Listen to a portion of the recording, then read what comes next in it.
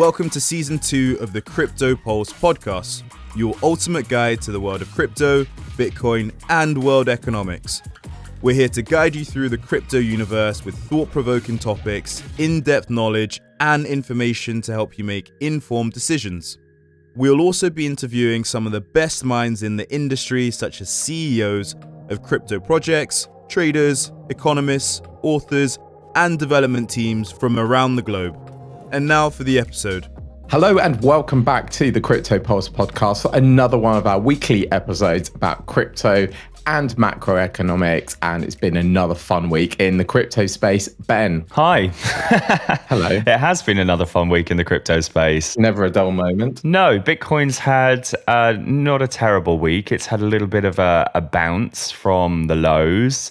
We actually peaked this week at around $24,500, which was a nice bit of relief from the downward pressure that we've been seeing since around the 28th of March. Since as long as I can remember, basically. I mean, it's been down for a very long time. Yeah, you're right. I mean, it's sort of started this downward movement from around the 8th of November back last year. We obviously had the start of that sort of dead cat bounce in January, which kind of moved through to the 28th of March, and we've been down since then. So I guess there's a lot of questions in the market at the moment about whether this is whether the bottom is in and whether this is actually a reversal that we're seeing. I think there are a couple of things to look at here. One, which is that 20K zone was a really good accumulation area.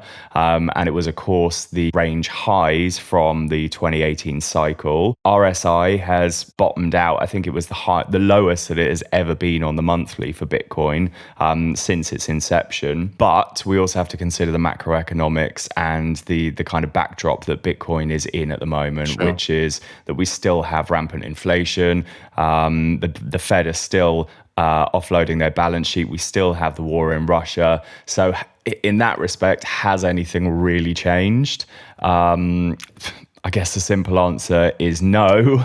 And in that respect, will Bitcoin play by the rules?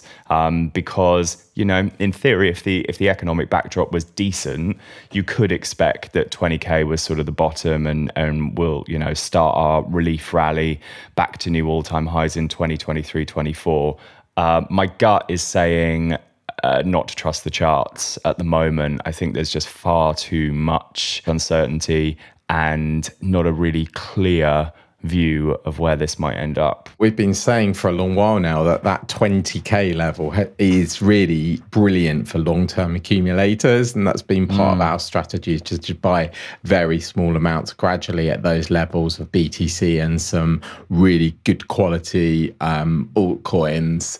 And I think long-term that'll be proven right, whether we see falling through the 20K level again over the next few months. I'm not sure.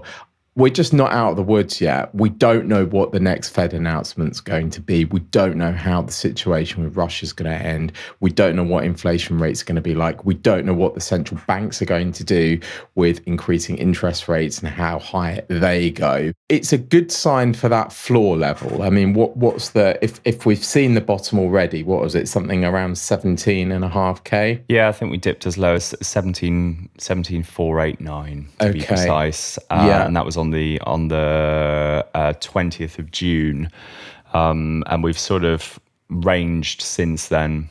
It would make sense for that to be the bottom, as you say. Not around 19 was the last cycle high. For me, it's just all we can say is it's just a good accumulation area. Personally, at the minute, I'm just waiting for this pump to play out. I'm kind of expecting some selling. I think if we're going to go and visit near 24 again, I think there'll be some short-term profit takers. And then there's also other people selling their Bitcoin, such as Elon Musk. Things aren't really being helped by Elon. Well, they never are. Let's be honest. I mean, he's never very helpful. He's sort of like that just annoying weirdo that just sort of hangs around, with the cool kids, and he doesn't really know what he's doing. I mean, he bought $1 billion worth of Bitcoin near the sort of the mid range of the of last year's cycle. And yeah, I mean, they just announced in their F10 public filing that they had converted 75% of their Bitcoin holdings back to fiat currency. It was interesting, though, because it was the first time that the language fiat currency had been used in an earnings report, which I thought was curious. And rather than use the word sell, they had used the word convert. So I wonder whether that suggests that maybe this is a short-term play and perhaps they are, using Bitcoin and fiat sort of interchangeably and might move back into a Bitcoin position. I don't know, but the guy's just strange. I love on Twitter, there's a relevant Elon Musk Twitter account that recently tweeted saying, "You all called me fat, so I sold my Bitcoin." Have you seen the picture that's going around? I have seen it. Yeah. I don't know what to make of it. Everyone looks at Elon as a genius, and yes, he is. He's extremely clever, and he's doing and has done some amazing things. But he is a human being, and it's also probably not all down to him. There'll be other financial pressures that companies like Tesla are under. Maybe they're doing a trade, maybe he's expecting further falling. I don't know. Yeah. I don't know if it's as strategic as that, really. I'm just trying to ignore the noise, really. I absolutely believe in the fundamentals of Bitcoin, and I absolutely believe in what's going on in this space 100%. Like, we wouldn't be doing this show if we didn't. And I think it's just a time to be really cautious, really conservative, and dollar cost averaging, pound cost averaging, whatever your native currency is, and try and zoom out of the noise and focus on the stuff that's being built, the problems that are being solved, and the businesses and the economic opportunity that's coming out of this space. We did an amazing interview this week with Marshall Hayner from MetalPay and Proton. And it was an hour long. And normally we don't keep we keep our episodes to a maximum of around 40 minutes. I don't think we've done an hour one for a very long time. But there was so much gold in that episode. And when you speak to somebody like him, you start to really understand that decentralized apps, Web3 protocols, blockchains are absolutely the future of the world economy. So if you really believe that like we do, then it's a case of finding the really good stuff, buying small amounts at cheap prices and holding them and taking profits and doing something with your gains that's worthwhile and meaningful. What a lovely sentiment. Yeah, thank you very much. I completely agree. Just before we move on to the first segment of the show today, I did just want to touch on a few other parts of the macro backdrop, because we often touch upon this when it's relevant, and I think this week it is. The dollar index, which is something, of course, that we talk about often. For those who don't know, the DXY. The dollar index is the cumulative dollar value based on 5 of the top trading global currencies. And it's something that's really important to watch for traders, especially in risk assets, because what you see is when you have a strong dollar, typically risk assets suffer, and that's due to yield curves. Now, the dollar has been rallying really since around the 7th of June last year. And it came in from the lows of about 90, topping out recently at about 109. People really have been waiting for a meaningful pullback on the dollar strength. Just in the last couple of weeks alone, what we've seen is that the euro value has significantly decreased. And actually, when you look at, investment and equities that's going on in Europe, it seems to be like a run on Europe at the moment. It seems like people are fleeing the eurozone and actually moving into US equities and investments, which really doesn't surprise me. But at the moment, I see a lot of people online that are screaming, okay, we're having a week. The dollar index is pulling back. We're down to 106 from 109. I just want to say that my observation on this is actually not that we're seeing a meaningful pullback. I think the dollar has shown major strength. And actually, if anything, we might be getting something like a bullish retest of previous resistance. So this sort of like 103 zone was major resistance. We touched it 3 times. We burst through around the 20th of June. And to me, it looks like we may just be coming to tap that line from above before a continuation of that rally. If that does happen, what it means is that, risk assets and securities and crypto are probably going to bleed out some more. So whilst we're seeing a significant little bounce on Bitcoin at the moment, it is coinciding with a pullback on the dollar index, which is really important to note. Very interesting that. Yeah, so when the dollar goes up, equities and BTC and cryptos tend to fall, and then the inverse is also true.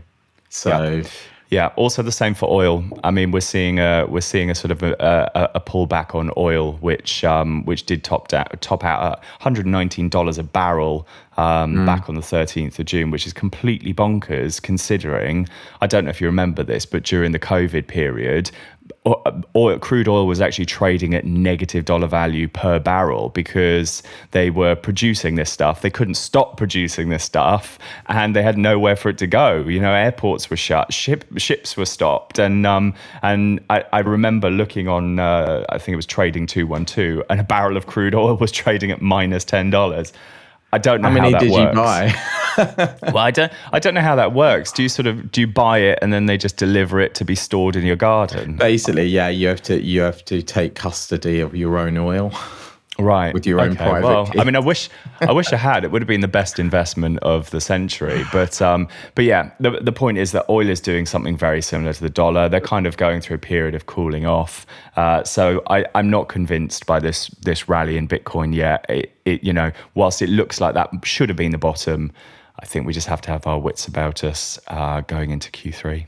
I'm going to ask our producer to put a link in the show notes to something that's related to this as well. So I was reading a tweet last night from Roel Powell, who is the founder of Real Vision, really brilliant macroeconomist.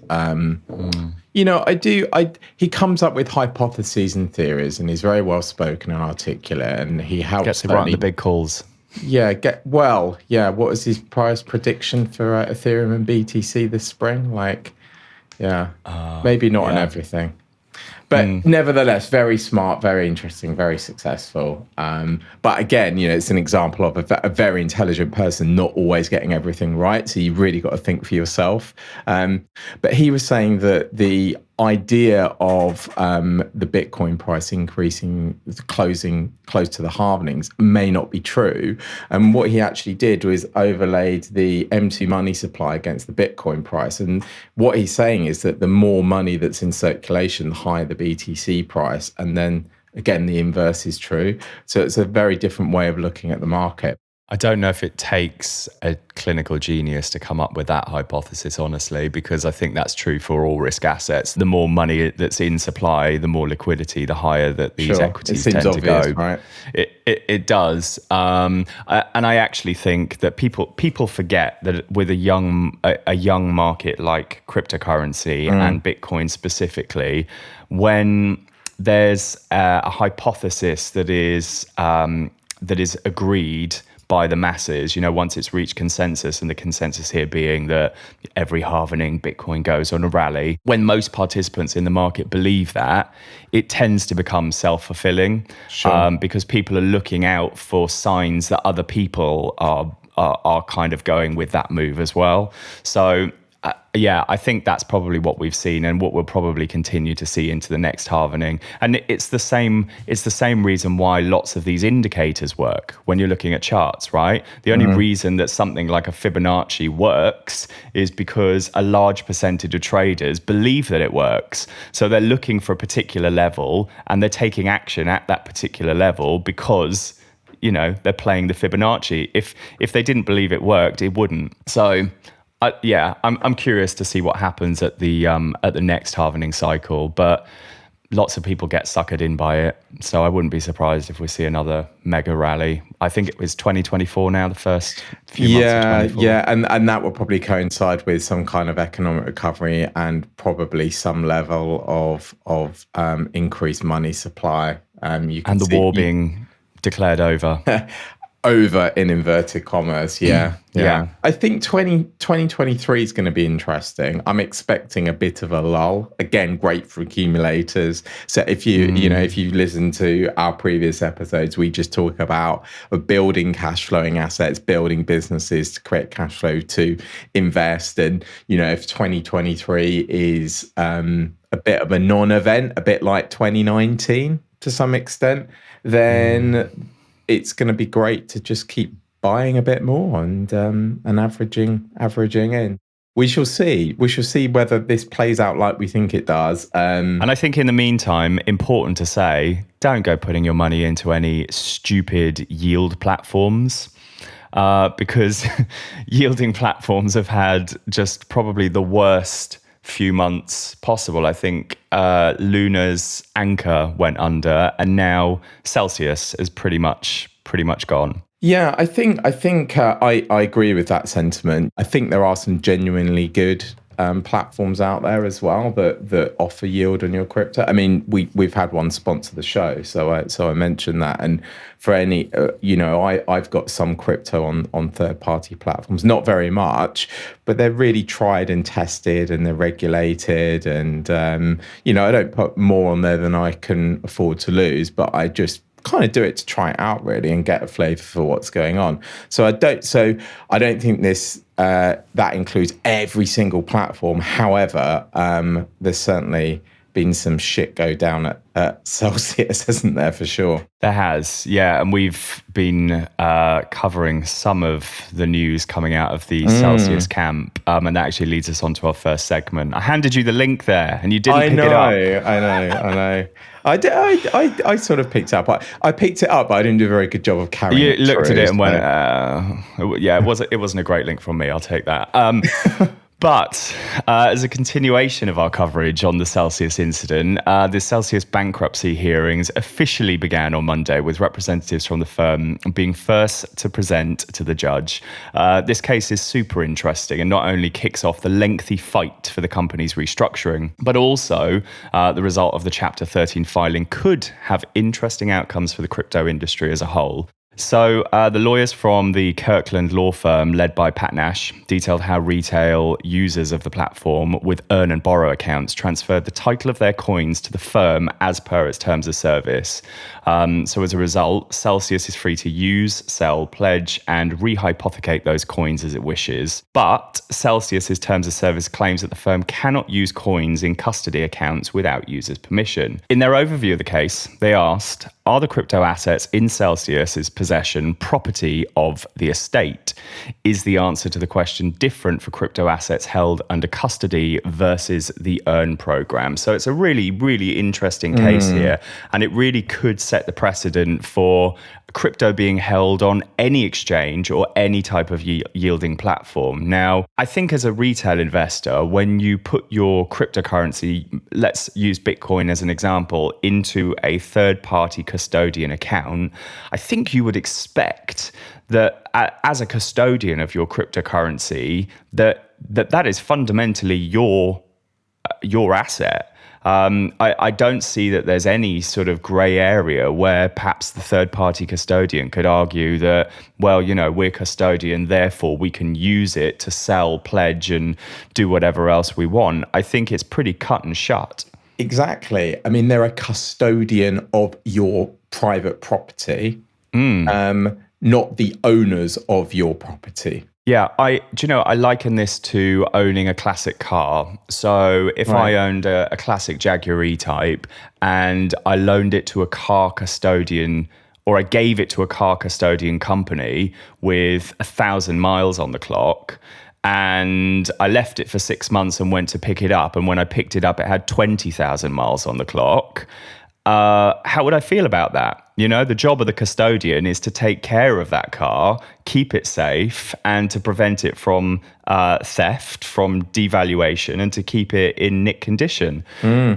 I kind of think that if they've been playing the markets with custodian crypto, that to me feels a little bit worrying. On the other side of that, however, though, they've obviously got their earn scheme, which that's where people are expecting to receive yield from their crypto. Now, I think that's probably fair game, because that's very similar to the traditional banking model, right? You put your deposit in the bank, and the bank pays you some interest in return for the ability to trade it on global markets and do whatever they do. So I don't think that's necessarily an issue, and I think it's sort of like that buyer beware thing, isn't it? As you put your money in and you take on that risk. But it will be so interesting to see what the outcome of this court hearing is, because I think what Celsius are now saying is that they want to use all of that custodian crypto. They want to use everything that's in the Earn program as collateral to restructure the company. How that happens, I don't know. Well, it's unethical. I can say that much. Well, who's going to trust them ever again? Well, exactly. I mean, so who would then be like, oh yeah, you've restructured, you paid off your debt, things look good. We're going to put our money back in as a custodian. I'll put our 50 bitcoins back in, and don't worry about it. Really dumb. Yeah, a really, really strange situation, because whatever that restructuring looks like is not going to be a company that the general retail investor can trust. Maybe that's the point. I don't know. Maybe they restructure and focus, change their terms and focus on institutional. But it's a really odd situation. And of course, they're not the only ones to have gone down in the last few weeks. Three Arrow Capital are also suffering. But I'm fascinated to watch this stuff. I feel like it's almost meant to happen, because I think a lot of these companies have been driven by greed, specifically greed of the founders, that have been using retail investors' money to live a life of luxury. Yeah, I mean, I couldn't sleep at night taking other people's money anyway, but let alone risking it in that way. It's really funny. A friend of mine, and you know who this is, said to me, they wanted some help with crypto. And I was like, oh God, I kind of hate doing this now, because so many people have been like, what should I buy? And it always happens in a bull run. But to be fair, this guy's very smart and knows there's a down market. So I just said, look, I can't give you any advice. Here's some tokens, some coins that I've bought. This is what I'm doing. This is what I'm doing. Don't copy me. Don't take this as a recommendation. He's like, oh, great. Would you like to manage like my crypto for me, and I'll give you a percentage of any profits? And I said, no, I actually couldn't think of anything worse, to be quite honest. Absolutely not. I'm not a regulated fund, and I don't profess to be a bloody trading expert. And I'm cautious with my own money at the minute. So it does make you question the personalities and the behaviors of some of these founders. Really, I think they just get wrapped up in their own hype and just forget some fundamentals. Yeah, you're absolutely right. I completely agree. It's really interesting that we talk about not your keys, not your crypto. And this is fundamentally one of the biggest differences about the cryptocurrency space versus traditional banking, is that you can have sovereignty over your own financial assets, whereas in the traditional finance world, whilst you can obviously hold cash and you can hold physical gold, there isn't really a similar kind of digital mechanism, because once your money is digital, it's typically in a bank, and you have the same problem. If the bank goes under, they typically take your money with them. Now, in the UK, we've got a scheme that protects your bank deposits up to the value, I think, of £80,000. But unfortunately, in places like China, that doesn't exist. No. Which sort of leads us on to our second story, which is the China rural bank scandal. So some of you might be following in the news the developing situation in China regarding banks suspending cash withdrawals to the public, with protest footage of civilians clashing with police getting most of the attention. But we ask our question, what is really going on? So it all started in April when 4 banks in the Henan province, which has a population of around 99 million people, suspended cash withdrawals. So in China, local banks are only permitted to obtain deposits from their home customer base, which is really interesting, because that's very, very different to the sort of UK and US deposit scheme. Well, it's all part of this like centralized government planning type thing that China have. It's like you have zones and areas where you can do certain things and that's it. Yeah, you're absolutely right. But the authority said that third-party platforms were used to acquire funds from depositors outside of the region. Oh, no. Which is a bold claim. Yeah, so the national banking regulator has accused a major shareholder of the 4 banks of illegally attracting money from savers. The Henan New Fortune Group, a shareholder of the 4 village banks, has illegally absorbed the public's funds through internal and external collusion, the use of third-party platforms and fund brokers. So that was a statement made by the China Banking and Insurance Regulatory Commission. And they added that they were opening a police investigation. So a really interesting system in China, which is that rural banks can only attract deposits from local citizens. However, they believe that those rural banks have been using online schemes and collusion to attract deposits from elsewhere. So it was only last week, after multiple mass protests and public clashes with the police, that the authorities in Henan finally agreed to cover customer deposits. And the scale of the assets that are currently frozen is estimated to be around $300 billion. Dollars, so about 251 billion pounds, split between 5 main banks, so 3,800 rural lenders, and it accounts for about 12% of the industry's assets, which is huge. God, that's incredible, isn't it? Yeah, it's a really, really scary thing, and there's been a lot of quite worrying footage coming out of China. I think on Thursday there was footage revealing tanks lining up on the streets of Rizhao, where they were saying that the tanks had been rolled out by the Chinese military to protect rural banks, because people were furious, rightly so. I mean, at $300 billion is a lot of money, and people were turning up at the banks. They were trying to get into the buildings to get their money. But of course, the really sad thing is that money doesn't physically exist. You break into the bank and it's not just sat there in piles of cash in a vault. It's not there. Just some people behind computer screens. Yeah. It's a very, very interesting story. I've also seen conflicting reports to say that the tanks that were lined up were actually not there to protect the banks. They were just part of an annual military parade, which so happens to be taking part in the banking district. Of course, they have an annual military parade in the banking district. Just so happens to coincide with protests of rural banks. Yeah, I mean, it does make you grateful to live in a Western democratic society where you hope something like this would never happen. But it does certainly make a case for crypto in countries where this does happen. And you've got this, you've got, I mean, we again, going back to the interview we did this week with Marshall from Proton, which he was great. Is going to be incredible. I think that comes out on something like the 30th of this month of July, if you're listening a bit further in the future. So maybe it's out already by the time you listen.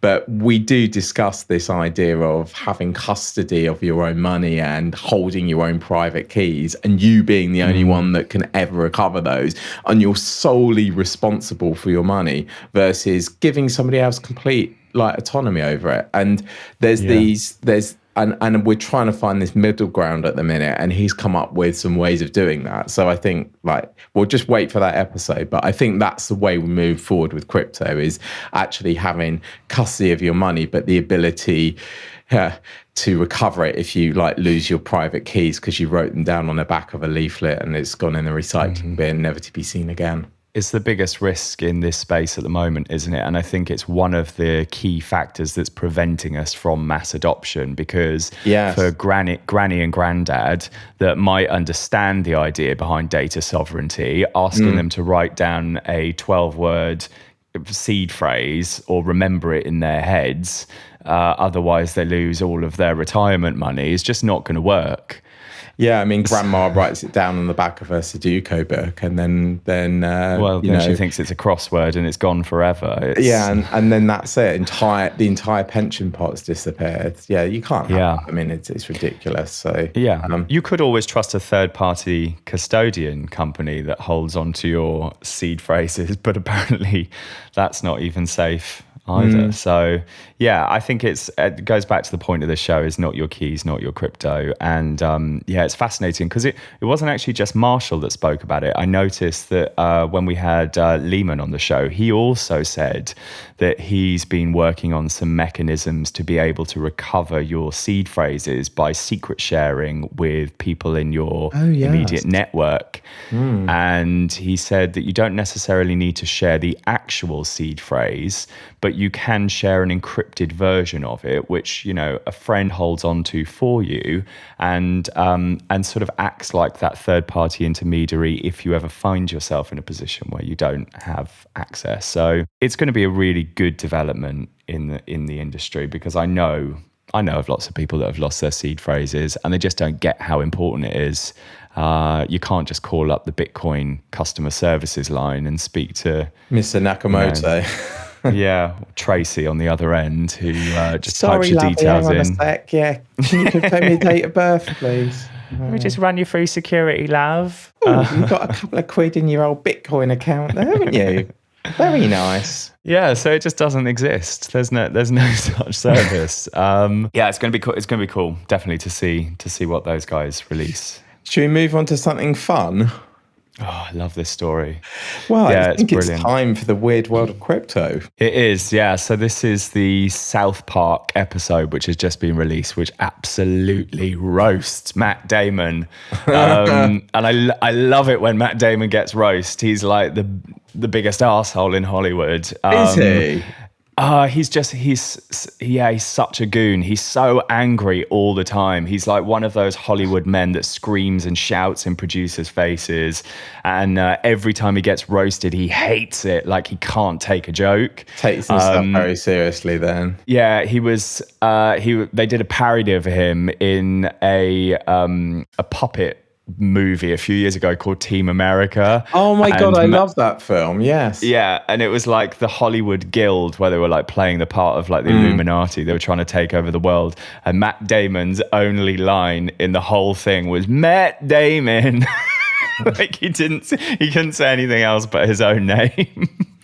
Oh God, yeah, I bet he absolutely detested. Oh, he hated it. All about that film. I'm gonna have to rewatch He hated that. it. He really hated it so much. But he's still not out the firing line, because the guys from South Park have just released an amazing episode called The Streaming Wars Part 2. I think we're actually going to play the clip to you, because you've actually not heard it, have you?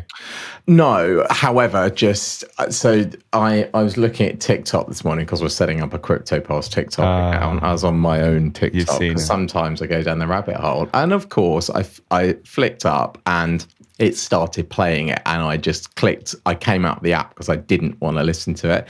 But it just goes to show how much TikTok listens to you. Yeah, totally. So that's a whole other thing. Anyway, but I would love to hear this. So I'll give you some context. Before we play to play this to you and the listeners. So the main focus is cast upon Matt Damon, and he is being basically ridiculed for the Super Bowl advert that he did, Fortune Favors the Brave. So the episode references Damon's ad shot for shot, except instead of the star approaching the camera in a room surrounded by holograms, he's walking through desert land advertising pea water, essentially. So I'm just going to play it. But if you've seen the original advert that he did for the Super Bowl, you'll know how unbelievably cringe it was. He was paid a gigantic fee to do this advert right at the top of the Bitcoin market cycle. Okay, Matt Damon, top signal. Matt Damon is we said this before, haven't we? Like we said, whenever you see a celebrity rolling around saying, hey, crypto's the greatest thing. I think it was Akon in 2017 for us, but that's a different story. That's a whole other story that we were talking about yesterday. Yeah. Our brush with Akon. That was a laugh. Oh, Cal, I love this. So I've just clicked on the link that he's put into the notes this week, and he's entitled the file PP Plus. Okay. So I've downloaded it and I have it here ready to play. So shall I press play? And we can all listen to it. Yeah. And for our reaction. listeners, you are welcome. Pea water actually pairs really well with an Impossible Burger.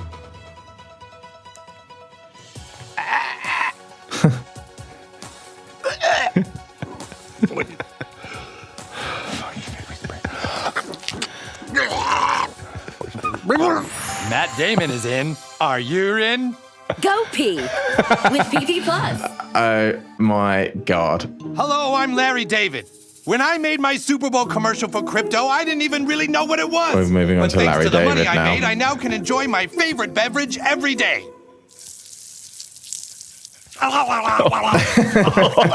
That's so grim. Larry David's in. Are you in? Go pee. Urine. With That's PP going to Plus. be my new catchphrase for the next week. Love it. Somebody make urine coin. Oh, well, I tell you what, I love South Park. I loved it ever since it came out. It was kind of like part of my teen years watching South Park. And It was so awful, it's wasn't amazing how they've kept that show going. So, Same. I'm always amazed at how they keep that relevant. It's a dark comedy though, right? Like not yeah, something very dark, very non-PC. Yeah. So, Yeah. we enjoy it. Yeah. God. Yeah, glad to say I don't actually watch it anymore, but I did see this clip and I thought it was absolutely hilarious. And if nothing else, I just love seeing Matt Damon get roasted because he is the worst at taking a joke. But yeah, that's all we've got for this week. Make sure you're in for next week's episode. That's the only thing I wanted to add. Yeah, if you're not subscribed, make sure you do. We've got some epic interviews coming up. And yeah, thanks for listening, and we'll catch you next time. We will. Ciao. See ya.